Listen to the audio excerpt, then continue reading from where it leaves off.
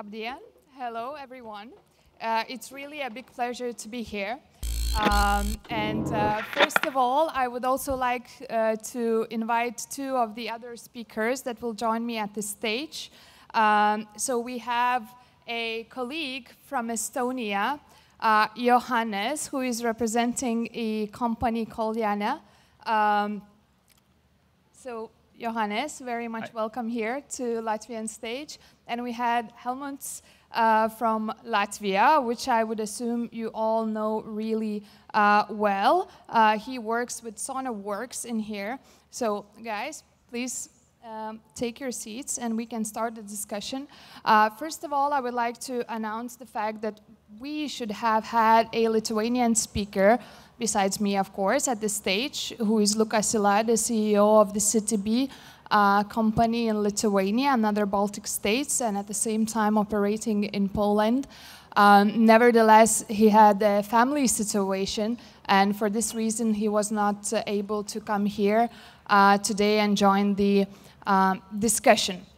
So, I would like to begin with telling that Johannes is someone who is at first thing, he's very young and has a very, very rich history in the background on his business career or in his entrepreneurship area on the field. At the moment, he works in a robotic company, which for me personally sounds even cosmic, coming from the background of diplomacy and politics. You know, we always go one step behind you guys that are on the fields of innovation. But the way he started was actually the t-shirt business. But we will come back to that a little bit later. And then on my close left, we had Helmuts Bēms from Sonarworks, who is coming from like a totally different field. First of all, it's the field of people who has a very creative minds, people from the industry of arts, and at the same time in the mix of technology. So that's actually what Sonarworks is doing at the moment, as I understand. And this is what is so special about you here in Latvia and also internationally. So we in the Baltic States are known as three fastest growing economies in the European Union for the latter, if I'm not mistaken, 7 years or so. And that has something to do with the successful governments in addition or in a line with a good society, that's first, which is all of us, and the entrepreneurs and businesses that are actually making our countries so attractive for FDIs and other type of investments.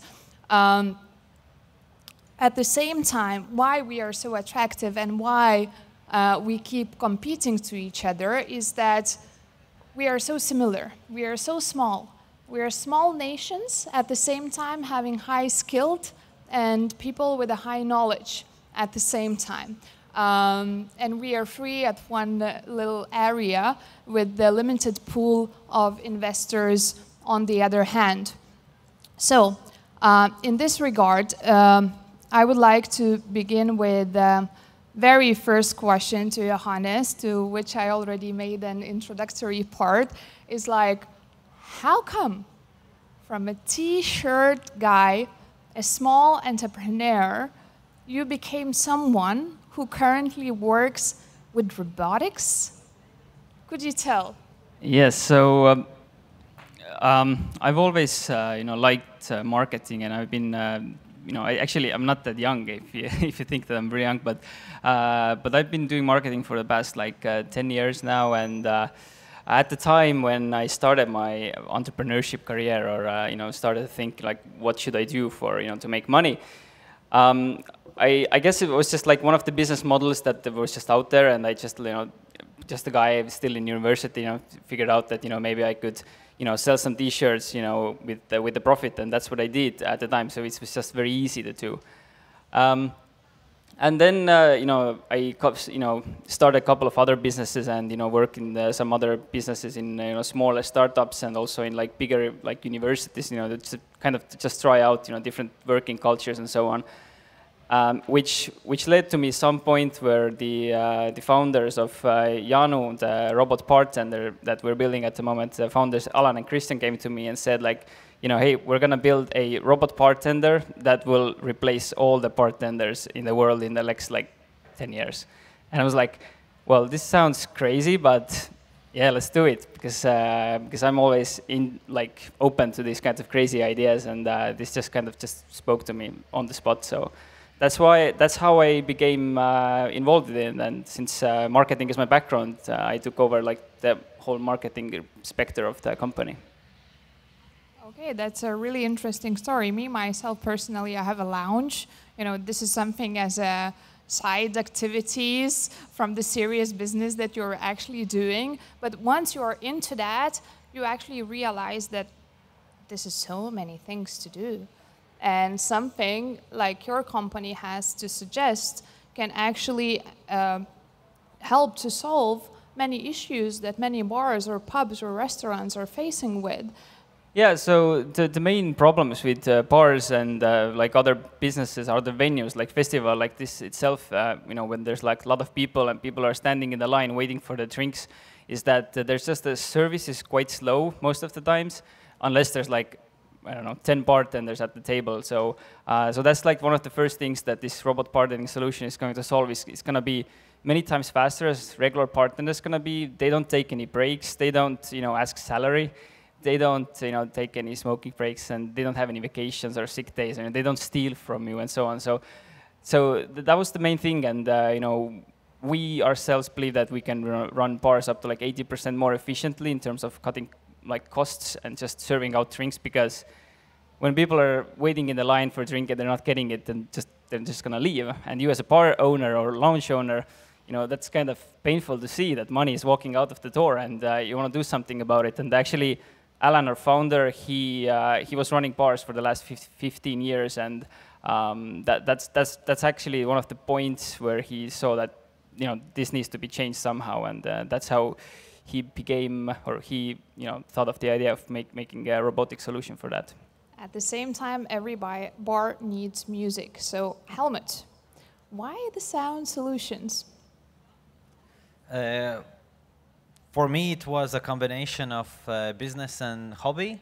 So I guess what you would call a serial entrepreneur. So I've barely worked 1 year in my life as an employee, and this is my third company. And it was an opportunity when we met an engineer who had invented parts of the technology that we are currently packaging as products. And I was always into sound and music. We have a garage band, and we play at friends' weddings sometimes, more as a show. And then this opportunity came, and I said, hey, maybe it's cool to combine hobby with business. Okay, so when you combine your hobby and business, where do you find your customer? Is it here in Latvia or in near borders of Estonia and Lithuania, or is it more of an international thing? So we currently have a range of products. One product is we sell to professional music recording studios. So roughly there are about 2 million recording studios in the world, maybe 20 in Latvia. And like the percentage of customers coming from Baltics is probably less than 0.01%. 45% of the customers are in US. US is by far the biggest music market in the world. Okay, so that's good to hear, but as I know, what's very important for you as well is also where investment is coming from, and Estonian and Lithuanian colleagues are one of the major ones who are contributing to your idea, your project, let's call it that way, but we'll return to this question later on. I'd like to refer of the question of the how helpful the regulation in the countries actually are when it comes to doing business. So, Johannes, Estonia is so famous worldly for having its e-residency. So could you tell us more? Yeah, so I think Estonia is one of the, I'm not going to say the best, but one of the most interesting place to start a business because of its government support and favorable ground for entrepreneurship and starting a business. You know, from starting that, you know, everybody in the world basically can apply for the e-residency card. You get your own national ID code. You can, you know, go online, start a company basically with like 200 euros. You can have it up and running with the next, you know, few days. There's no corporate income tax. You know, if you invest, if you get investments into your company, you make profit, you don't have to pay anything from that profit unless you take out dividends. You know, I mean, that's mostly the same in Latvia and Lithuania as well. And so from just, you know, growing your business from the standpoint of getting more investment in, it's, I think it's very good. And also it has attracted a lot of talents there. So we probably, I remember I was working with one startup at the time, and the investors from UK said that, you know, in Estonia, it's much easier to invest and it's much safer because the success rate of Estonian startups compared to like startups in in Silicon Valley is higher because the cost of talent is like cheaper, but again the quality of work is the same, if not even better. So you need less money to build something, and you know, you have more access just to validate these things faster. So I think all these little things make it a very attractive place for capital to flow in, and also talent to flow in. So, you know, just to build everything in Estonia. So yeah. So even having all of these governmental solutions that would sound that are very attractive for the businesses, I'm sure that if not all of us, maybe most of those people that are in business faced, you know, smaller or bigger failures in their lives.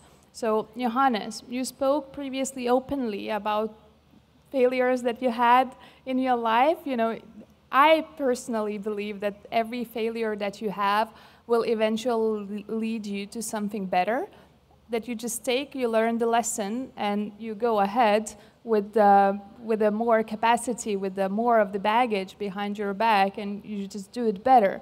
So what's your story? How not to lose the motivation after failing? Yeah, I mean, I guess that's something for every entrepreneur, because if you look at the success rate of, you know, starting a business, it's, you know, the success rate is really small. And if you start something, there's a quite big chance that it will fail. But if you do it in a way that you know that from one failure you learn something new, that you're not gonna make the same mistake again in the future. So you'll just keep going and going until you're just so good that you know that the rate of failure is really, really small, or at least you're risking with very little money, very little time to, you know, test out whether this thing works or not. And I think for myself, when I started my first company, or my second, first company, I think that the main thing why, well, it's actually the same thing why most businesses fail, is that you just run out of money, and you don't know how to, you know, successfully predict your, you know, how much cash you basically have, and you just run out of money. So, and also, I think we didn't have quite good like product market fit at the time. So, like, those are the two most common things where businesses fail. And, you know, since I went through those failures, and now I know like a couple of things how kind of, you know, start a new business without making those mistakes, and kind of just predict those things a bit better. Okay, so what's the motivation behind it?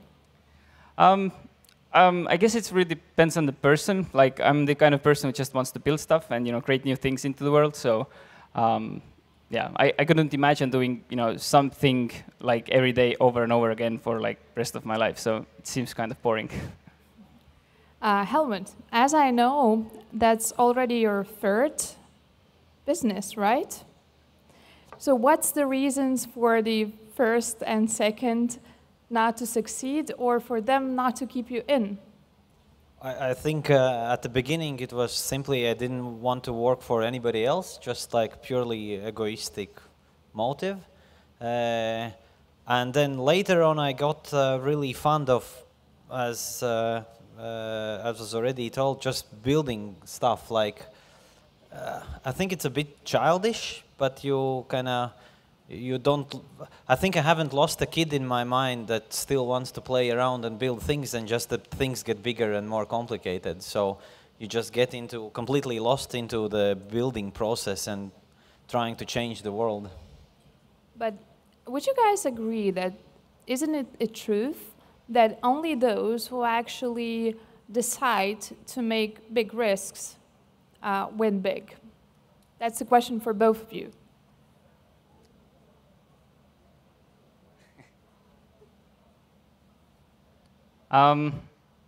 So I think you can start really small by taking really little risk and still be a success. So it really depends how you define success. Because like, I think, of course, if you really want to go big in terms of like, you know, Facebook big or whatever, like bigger companies we know today, then of course you need to be really fast about it. You need to take a lot of risk because the market is changing all the time. And if you're like moving really, really slowly, then there will be somebody else who's going to do the thing that you're going to do. So yeah, if you just want to start a business, you know, you see that there's an opportunity in the market and you just want to work slow at it, it's possible, but probably it will not go as big as Facebook. So my 2 cents. It's very particular when we are playing in a field of basically deep tech. So it's part of what we are selling is, you know, technology in a pure form. So in any technology-driven field, anybody who thinks they are not facing competition is just completely illusional. So in reality, out there, the competition is extremely fierce. So there is only one way to play that game, which is, you know, try to grow faster than anybody else, which is absolutely taking risks. So I frankly, it really depends on the type of business you're building. But if it's tech-driven, then it's either you go really high risk, go really fast, or you don't actually stand a chance of winning. Okay, so speaking about the competition, I think it's not a secret that Baltic states are really small in this world. When it comes to high tech, we are few of the leading nations at this field. But when it comes to the music industry, and that goes to you, Helmut, we are so behind in such markets like Americas or Nordic, like even the Scandinavian countries like Sweden or say the Old West like England. So how did you do that? How did you manage to become competitive enough to attract a customer in one of the biggest markets in your field? I think there is many. Well, first of all, we are part of the music industry, but we are really coming in it from a technology perspective, and Baltic perspective. Yeah, I think that like geographies really don't matter that much these days. So coming out from a tech perspective,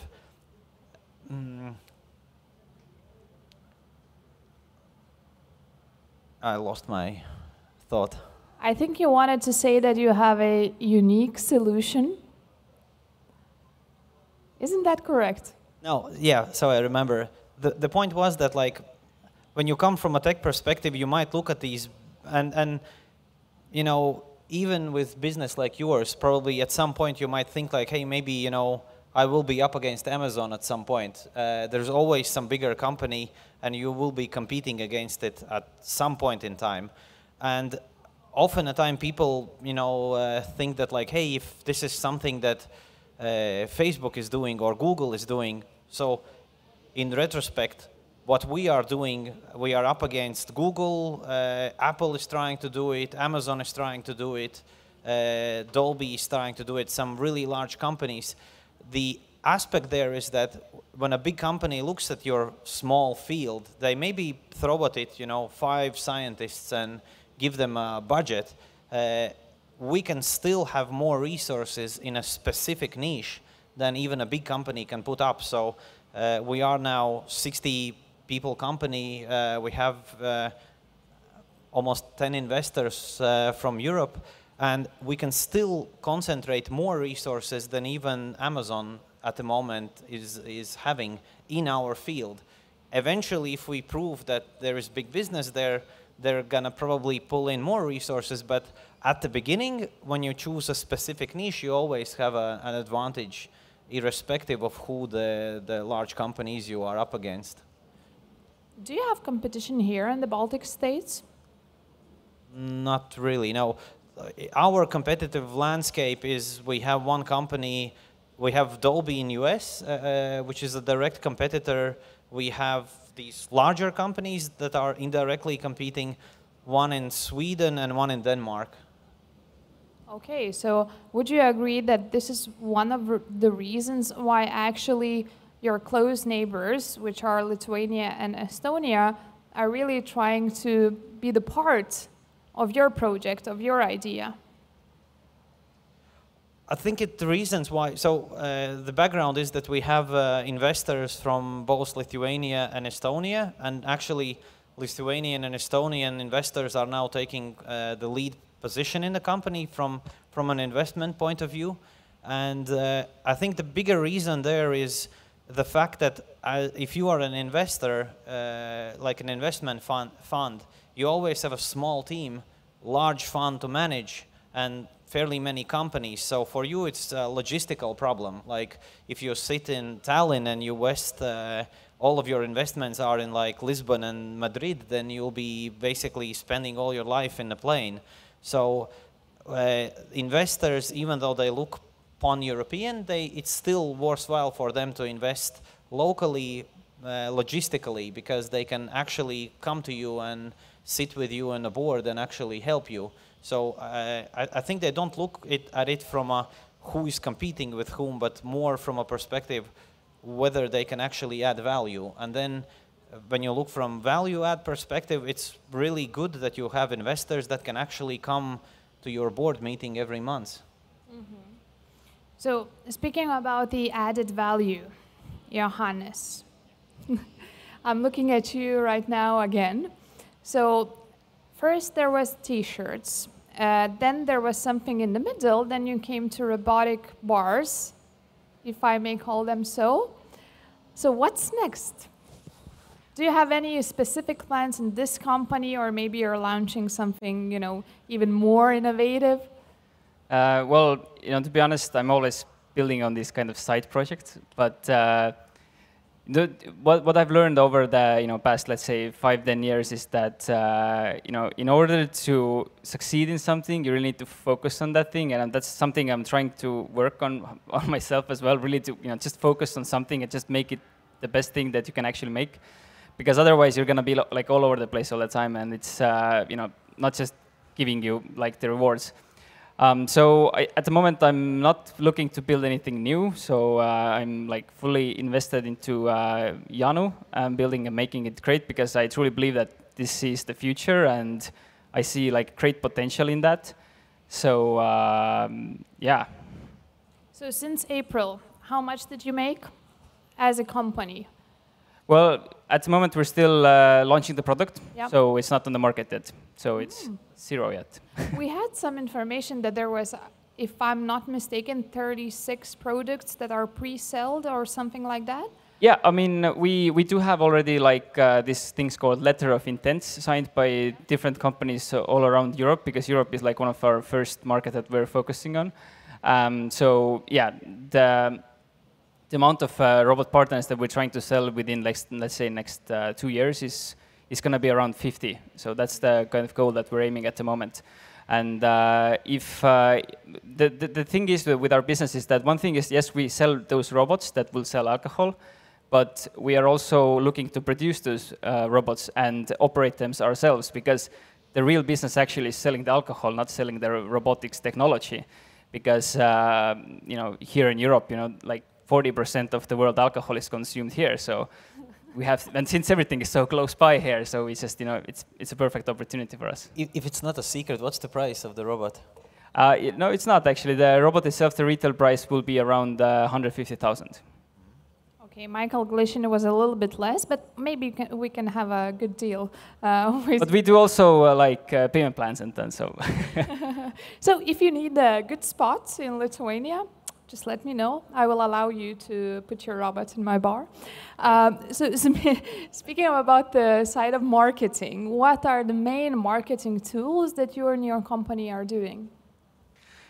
So at the moment, we are very focused on, just making our brand visible, making the idea visible, because we also have a little bit of competition. So the robotic part tender or robotic bar itself, it's not like a whole new concept. There are a couple of other, companies out there that are producing similar solutions, but they're more focusing on like these, bigger areas. The robot itself is really big, so our solution is a bit more portable. So it's like 3 meters wide, 3 meters tall, and you can basically move it around. So if it doesn't work in one spot, you can move it to another spot, which you can do with traditional bar or the one that our competitors are making. So that's one of the key like competitive advantages that we have. And in terms of marketing, since it's very business oriented at the moment, so we're just doing a lot of business to business sales.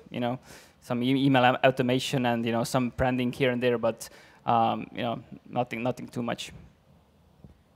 Mm-hmm. So if I may cut both of you guys now, and I would like to speak a little bit about Lukas, so-called the donut guy.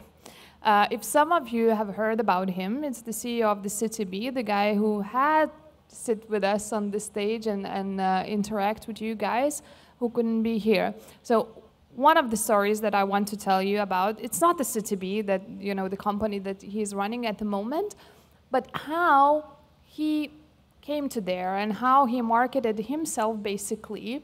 And to my own perspective, that was basically a human relation to that. So for those who do not know what was the story behind, is that basically the guy who went to San Francisco and then Silicon Valley, and he was trying to get employed. He failed in that, so then he came up with the solution that he can just, buy some good quality donuts and bring to some very good, successful business owners and introduce him in that manner, attaching his CV to that box of the donuts, and maybe in that way get hired. And in this way, he became popular, basically, just because this method was unknown and unseen from before. But to my own perspective, this is only because of the human relation, and at the same time being, of course, creative in the field of marketing. So I really want to ask you, Helmut, and Johannes as well. But Helmut, as I know, you're also interested in yoga. So that's why I thought that speaking of human relation and how our minds interconnect, I could maybe introduce this question to you. Where in your company does the human relation stands? Human relation? Yeah, or the human factor, because basically now we live in the digital area, in digital era, right? That's a good question. Well, first of all, the companies are built by people, so human aspect is the basis of everything. So there is a dilemma though when it comes to deeply philosophical stuff, and we have this discussion a lot internally. Like at the beginning, we were actually having some yoga classes together at the very beginning of the company, and we did some meditation together. But then as the company grows and we are now at 60 people, it becomes more and more diverse, and it becomes more difficult to maintain a very strict philosophical kind of line, and I don't think it's necessary. So I think at the moment we don't run, we don't have any policy that like people have to do yoga or meditate in the company. It's like good if they do, but more than that, we are trying to basically, actually the biggest challenge that we have internally now is that we are operating in this global environment with certain global standards when it comes to ethics and code of conduct. if you go to, we actually had a very interesting sort of a debate or a scandal recently in Riga. There was a ad campaign by an organization called Ghetto Games that was arguably, putting up posters with females and and calling them in bad names on the posters, and there was a big debate here where I'll say half of the society doesn't see the problem, and when you go to a place like US, like, there's no question about it. There's just certain code of ethics and a certain code of conduct that's just a norm. So one thing we are really actively trying to do is to basically bring that standard up inside the company, because when we want to stand next to these global giants, we can't behave like some, hey, we're from Eastern Europe and, this is the Northern. It's official now, you know that. Even in the US.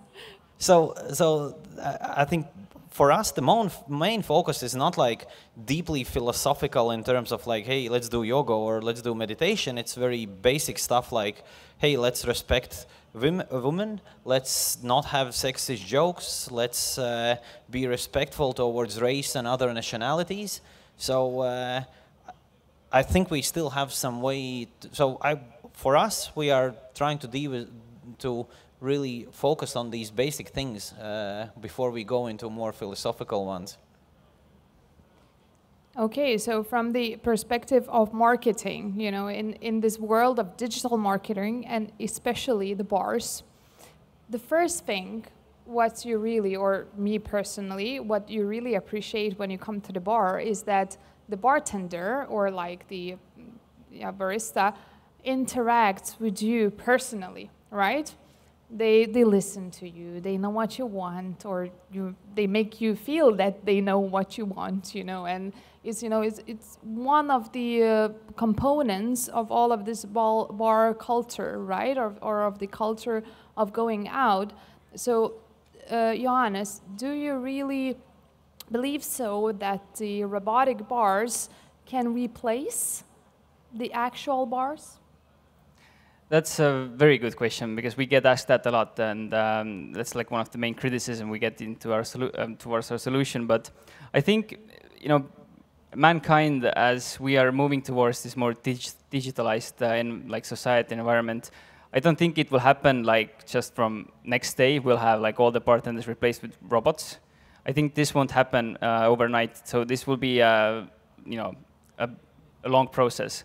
But I do see that some bars using the robot bartender as a addition to the regular bartenders, just to serve the clients, just to serve the demand, just to have more drinks out, and at some point, the human, kind of, we're also thinking of this, like how this is going to change the society and so on, and what we see is that more and more people would like to rather. Well, this is not now, but again in the future, like to work on things that are more like mind-focused and more like, not working with, doing this kind of robotic manual things over and over again, which is like, pouring out drinks, right? So I think that we're moving into that direction where these kinds of jobs will be replaced by robots anyway, but it will take some time. It doesn't happen overnight, because people who go to these places and people who interact with those people, they need to kind of change as well, and this becomes a new norm, so to say. So now, speaking business, what could be the main advice that you Helmut, could give for the young guys who are thinking the way that you think? I really do not want to work for someone else. I really want to do something that, just be on my own, just, earn some money from that, just do some activity that I really appreciate and love. So what's the main advice that you could give for such youngsters? Don't listen to people who tell you that you are not going to succeed. There are always going to be a lot of people who are not going to believe you, and you just have to go your way and believe in yourself. I mean, if I would be listening to all the people who are saying, you know, this is not going to work or we're not going to succeed, I would never get anywhere. So my first and most important advice is don't listen to all the negative. I mean, it's good to take critical comments, but don't really allow anybody to put you down with their perspectives. Mm-hmm. Okay, so first, what you begin with is that you do not listen to those that are bringing the negativity around you. And then, Johannes, as I know, you also help the other businesses, you know, as a startups, or you do something from A to Z to help them establish. So what's next? What was the question? What was the question? What should the young people who really want to do something by themselves, you know, where should they begin with? So Helmut said that first of all, they should, you know, refuse all the negativity that is poured on them, and what else they should do. Yeah, so I totally agree with Helmut here, is that you should really, you know, focus on what you want and just go at it, you know, regardless what other people say. The other thing what I see most startups like do wrong, or where they kind of, you know, spend too much of their energy on, is like trying to build a perfect product just, you know, to begin with, because it's not going to be perfect from the beginning anyway. And you know, the one thing that why startups fail is that they don't have product market fit, so they're building something that the market doesn't want. So in order to avoid this, you know, try to think of, let's say you have a business idea, think of way you can validate this idea today. Like, try to provide that value that your product or your service is going to provide today in a most stupid you know, way that you can think of, and see if somebody's going to pay you money for it. If they are, then move forward. If they're not, then, well, you can ask why not. What's the reason? You know, why don't they want to pay you money for this kind of value that you're providing them? For example, I really like this example of, you know, if somebody would ask you, you know, how do you start Netflix today? You know, what would you do? And you can simply, okay, we are past like DVDs by now and like VHW, those like old cassettes in the, yeah. So what you can do is, let's say you have those DVDs, and let's say everybody has DVD players still. You can take a box of DVD players and just go around your apartment building and ask everybody, it's like, hey, would you like to pay me, you know, €5 per month, and every night I'll bring you a new movie? And this is kind of very simplistic way how Netflix works. It's already a business idea, guys. Yeah, so you're just paying a subscription, and every month or every day you'll get a new movie. So my suggestion is that, you know, don't try to build a, you know, perfect website. Don't try to learn to code your application. Just put something very, very simple together and try to see if somebody's going to pay you money for it. So speaking about money, you know, of course, there are some ideas that do not inquire a big starting capital to begin with, but there are some that would really need efficient funds to begin with, right? So what could be your advices, you know, where to focus on, where to search for your donor, where to search for FDIs, you know, and stuff like that. So. Yeah, and to add on that note, that's very controversial what we're doing at the moment, because if you're a very hardware-focused business, then your product is going to be your hardware. And for us, it's very hard to kind of validate the product without actually having the product yet. Well, I mean, like, of course, we can validate it in a way that, you know, we can, you know, ask people if they're going to pay for it, if they're interested in, we can sign some, you know, pre-agreements and so on. But what's the question? How to fundraise for your idea. Right.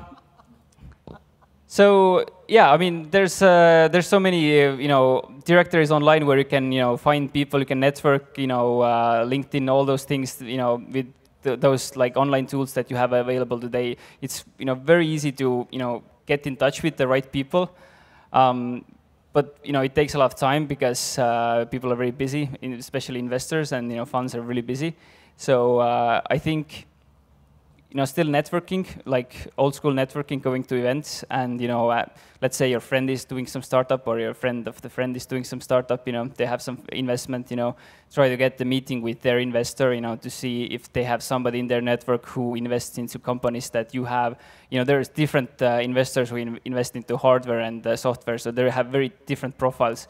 So it's kind of important also not to just, you know, just follow the money or just find the money, somebody who has money, but actually to find the investor who can help you with other parts of the business as well, like contacts and evolve the product further.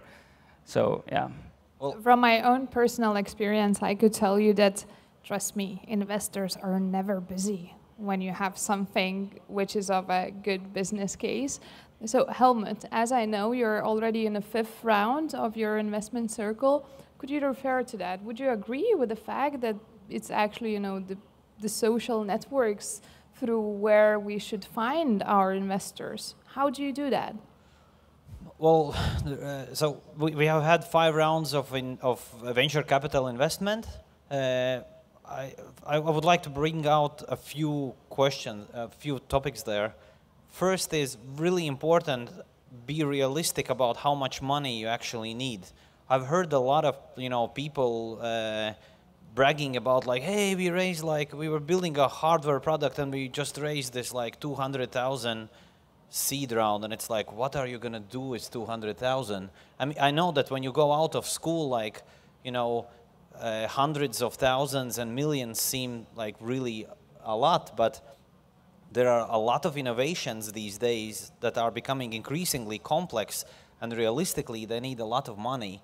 So the first thing is be really realistic about how much you actually need.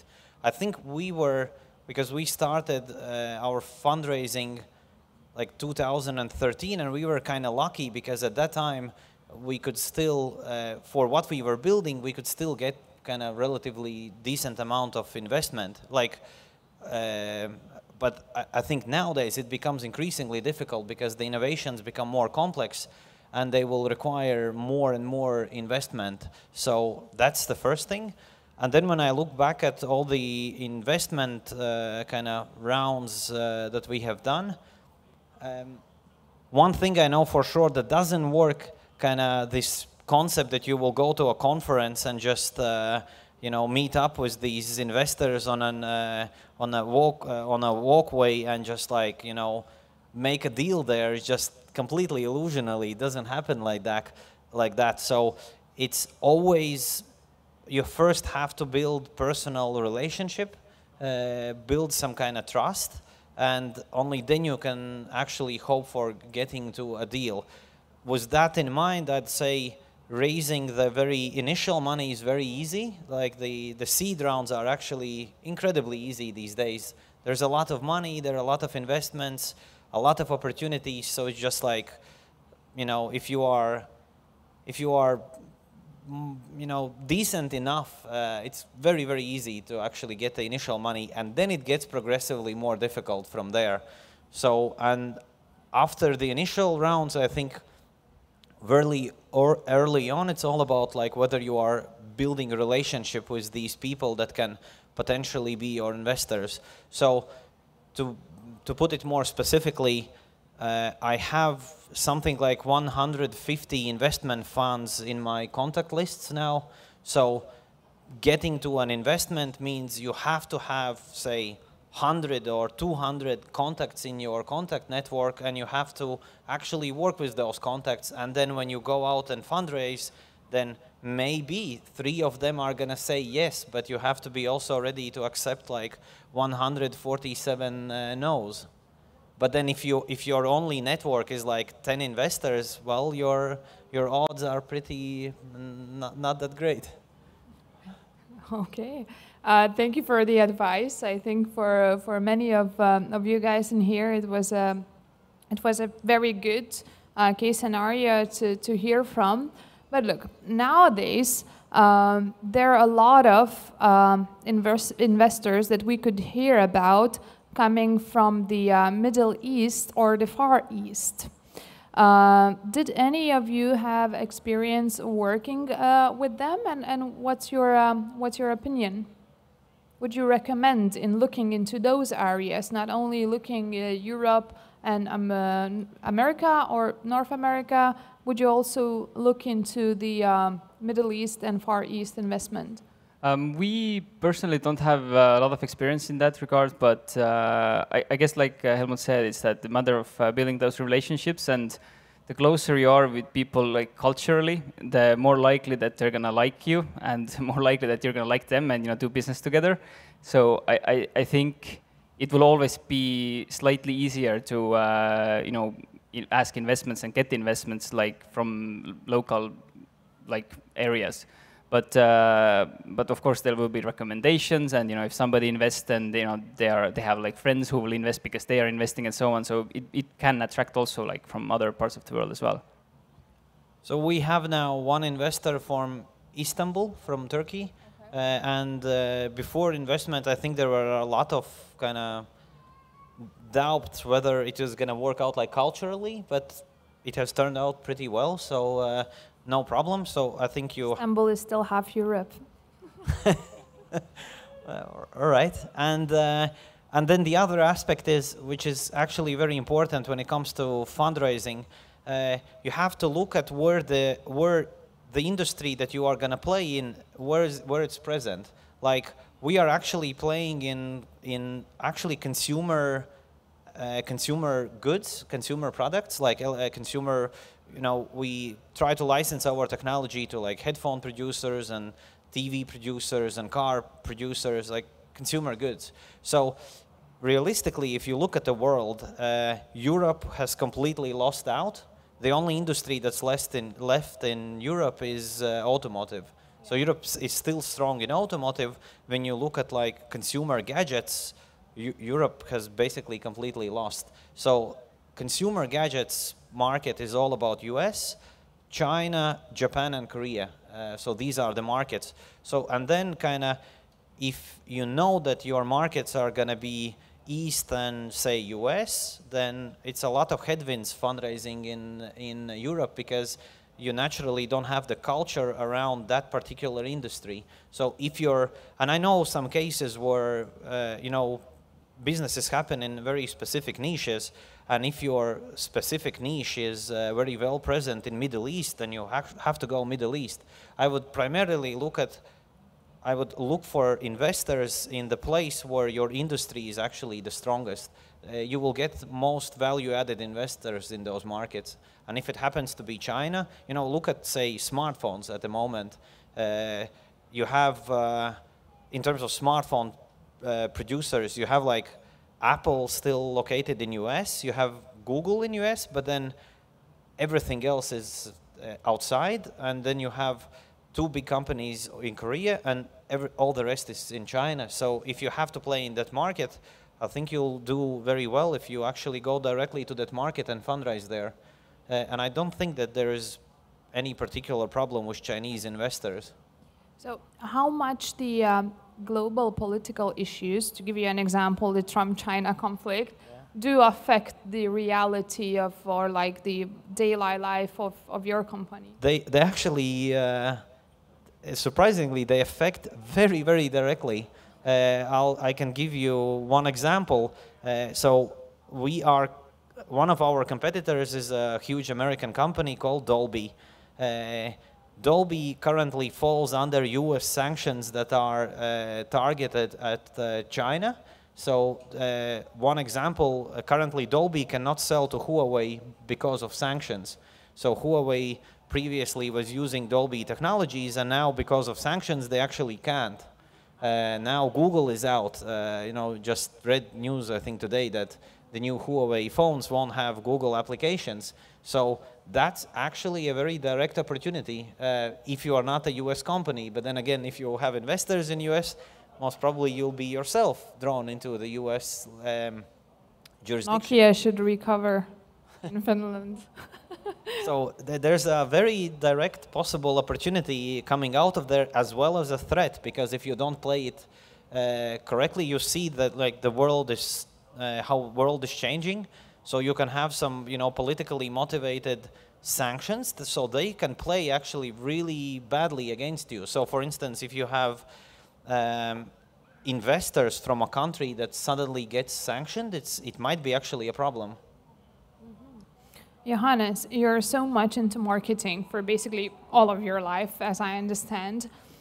How much of the social marketing you use? For Yanu? For Yanu, or in general? A lot. Short answer. But I mean, I think if you're talking about online marketing in general terms, then I think everything is, not to get over geeky about marketing here, I think everything is going very omni-channel, meaning that you have to be present in all the channels. Just doing Facebook doesn't really cut it anymore because the consumers are everywhere, and you have to be everywhere basically as well. So that also puts some challenge on like smaller companies, because they need to know that they need to have like a larger marketing team, or work with more agencies to kind of cover all the digital landscape. Because if they're not doing it, their competitors will do it, and yeah. So can I ask? Yeah, sure. Do you feel like you have enough of marketing competence on the required level in Estonia at the moment? To market something like globally, you mean? Yeah. Or yeah. Someone is about to get hired. I think so, yeah, because everything's global, and everything is in English, and since I think Estonian market is really, really small, so a lot of startups, a lot of small businesses, they don't even think of like doing local marketing. They're like going out all that like. I was thinking more in terms of like marketing talent. Can you actually hire people that can do the marketing for you globally? Because I would expect Estonia being a small market, same as in Latvia, there are very few companies that are actually doing global marketing. No, that's not actually even a problem with marketing people, but also with developers and designers, because since there are a lot of unicorns in Estonia, and in Tallinn, like even more particular, is that they're paying these like crazy salaries, and there's like shortage of people, not just marketing people, but also like developers and everything. So they are very high in demand at the moment, and yeah. If it makes you any easier, then we have the same pain with your unicorns. I believe you. So speaking about the shortage of the skilled labor, let's call them that way, in your companies, do you actually only hire your nationals, or you also look into the global perspective when it gets to the getting the best workers, the best employees to your companies? That would be a real luxury if you could afford to kind of neglect the other nationalities. So, so we already at the moment we have people from UK, Spain, Russia, America, Sweden. So quite a lot of people from abroad. The main question is, how do you attract these people from abroad? So how do you convince a Dane to actually work for a Latvian company? How do you convince an American to relocate to Riga? So it's not whether we want it. We want all these people really, really badly. The main question is, how do you market our country so that they actually want to relocate? Yeah, I think for us as well, it's like we don't necessarily not hire from other like countries or other nations. I mean, like if there's somebody who can do the job very well and kind of meets our payroll kind of the amount of we want to pay for this position, then of course like we can hire them. And I think what we are trying to do, I don't think it's just in Estonia, I think it's like everywhere globally is happening, is that more and more positions are being remote positions, so the person doesn't necessarily have to be physically here if they're not actually building something with their hands. So, but for our case, yes, we are building something with our hands also in Estonia. So for engineers and like these robotics people, we need to have them physically here. But for like marketing, developers, everything, designers, they can be wherever. So yeah. So how much nowadays the governments can actually be of help in such a businesses, say promoting the countries, shaping the profile of, the friendly place or like the friendly ecosystem to be in, to live with. And so how much of importance does the governments play? That's actually a hugely important aspect. I'll say I don't care about like the tax policy and small and important issues like that. My main question at the moment is how our country is like represented on a global scene. So I can do like a small part from a company perspective in terms of that representation, but there is a much bigger work to do. So I think all the the Baltic countries are now on really in a really good place. We have had some slip-offs, like previously was, I think all of the 3 countries have had some slip-offs in terms of how governments are actually representing us. So not naming the country, but going to the White House and then like shaking and reading from a toilet paper in an English that nobody can't understand, and then like not responding to when Trump is telling to you to do something in English and not responding to that, that's really, really bad, because we have actually had cases where you talk to a people and they say, you are from that country where the president can't speak English, and he was shaking in the White House. So, so I think that's like the really, really basic stuff is like, hey, let's have people that don't look stupid on the global arena. So that's the first step, and I think we are now at a really good place in Baltics. Like I'm feeling very optimistic now about like what I see in Latvia. Like we have actually people who can speak English in the government. They actually look okay. They don't look like from a different century, from somewhere from a wood. So it starts looking really good. But we need to do much, much more, because I think Estonia is definitely ahead of the other countries when it comes to international image. So I do see that that image really helps Estonian companies, and that's really the main thing I want governments to do, is just like really represent the country in a meaningful way. Johannes, would you like to add? Yeah, I think Estonia has really done a good job, because whenever I go abroad and I talk with people, and I think like 10 years ago it was a way that, you know, people were like, Estonia, where is it? Like, but now they're like, oh yeah, Estonia, yeah, I know. My friend has it, like e-residency or something. So I think it's very good, and also I think like maybe you can comment on the investment side as well, because I think like maybe 10 years ago it was a case where you were trying to get an investor from let's say UK, from US. You know, it was like they were gonna shake you like, okay, yeah, we need to make a company also in the UK or US, because they're not gonna bring their money to Estonia, like Eastern Europe, come on. And I think this is changing a bit, because you know, now they can do their own like e-residency. They can be really part of the Estonian actual like company entity, and yeah, I think it also starts from like education side as well. I think Estonia is doing quite good job by, you know, bringing in foreign students and you know, giving them a good education here in Estonia, and you know, trying to make them also work here in Estonia, and you know, just to attract that kind of talent here more. So yeah. Actually, I would fully second you, because I remember when we had a global economic crisis back in 2008. That time I worked in the government. One of the main reforms that we actually did in Lithuania was investing in our education. But that's already behind, 11 years past. We are still three fastest economies in the European Union, which is something to be proud of. And of course, this is not being done without the entrepreneurs, like all of you guys are here. So I would like to round up this discussion, which was great. It was a big pleasure and big honor for me to be with you in here. So I will give each of you 30 seconds to send the very, very last message that you would like to, who knows, maybe possible new entrepreneurs, who knows, maybe someone who is just going through, you know, some big business failure in their lives, maybe someone who is searching for the new investment, or maybe someone who is representing the governments in here. So, Johannes, we start with you. All right, 1:48 is the clock.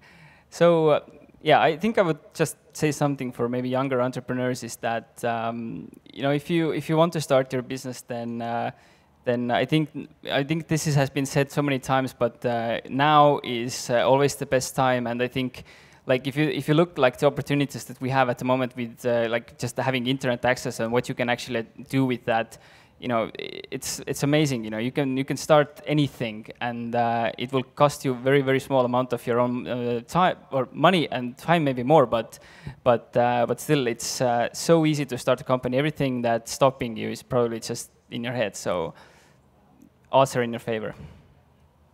I can just agree with that. The only thing I would add, I think now is actually one of the best times to start a company historically. Like, it has never been so easy and so many opportunities out there.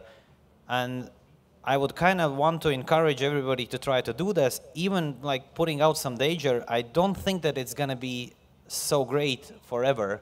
I think that what's coming up maybe in 20 years, I think it's going to be maybe less opportunities, and it's maybe going to be more difficult to do it. And then you're going to look back and, you know, maybe be sad about that you didn't go for those opportunities where they were. So now is absolutely the best time to do it. Okay, so if you did not buy the Bitcoins, you know, a few years ago, look into something new nowadays. So thank you guys very much. I would only second both of you at this regard. And at the same time, I would like to add up that do not be afraid to be unique. That's first. Just go ahead. You know, there will be always people who will tell you that you are not capable, that you cannot. So I think this is one of the main messages that we can send through this stage today.